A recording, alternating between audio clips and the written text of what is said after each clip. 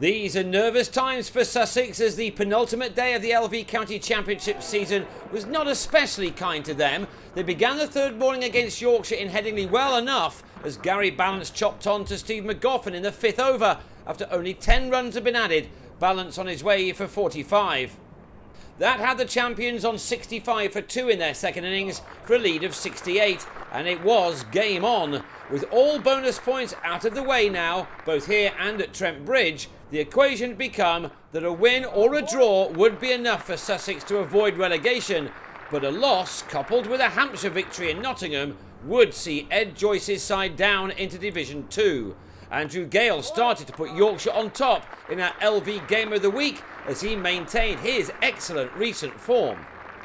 Adam Lyth finally hit a boundary, his first off his 103rd delivery, would you believe? But after hitting another, he was another to hear the death rattle as Lewis Hatchett sent him on his way for 39, a summer which will have filled Lyth with mixed emotions coming to an end. He'd made 39 out of a total of 123 for 3. Rain meant an early lunch and the players were unable to get back on until 2:10, and when they did, Gale, who'd survived a vociferous appeal for a catch behind, was raising his bat after getting to a 50 off 74 balls, an innings containing 6 fours. He was not about to open the door to the relegation-haunted visitors and was soon at 1,000 championship runs for the season. Gale and Johnny Bairstow added to Yorkshire's lead as wickets began to fall at Trent Bridge and Hampshire were getting on top. Then something similar was required by the visitors here, but their hosts are not the kind of team to take their foot off the gas once they move ahead in a game. 67 runs have been added for the fourth wicket when, crucially, Chris Jordan trapped Bairstow in front and knocked him over on 36. His championship summer ending with 1,108 runs from 15 innings at an average of 92.3. He left with his side leading by 193. Jordan was soon off, but still had a say in the next wicket of Jack Leaning. Chris Liddle, the successful bowler on this occasion, which had the home team on 202 for 5. Sussex now can ill afford another substantial partnership from here. The last session of the penultimate day of the season now an all-important one for them.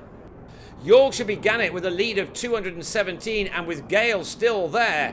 His 100 against Hampshire last week would have been very well received by Sussex, but how they now wanted to see the back of him, and that's what Liddle did. Jordan with another smart catch, this time at a well-placed leg gully. The news would have been filtering through no doubt from Nottingham that Hampshire had turned things around so well that they were now heading towards a possible win, which, if that happens, means that Sussex will be down if they lose here. They reduced their host to 238 for 7 though, when McGoffin found just enough movement off the pitch to win an LBW, which removed Adil Rashid for 21. It was all getting rather tense out in the middle, with neither side able to take control of this match. When Liam Plunkett carved a short ball from Jordan straight to Matt Machin to fall for 4, the game was right back in the balance with Yorkshire on 255 for 8, and there was still enough time in the day for Sussex to now finish this innings off.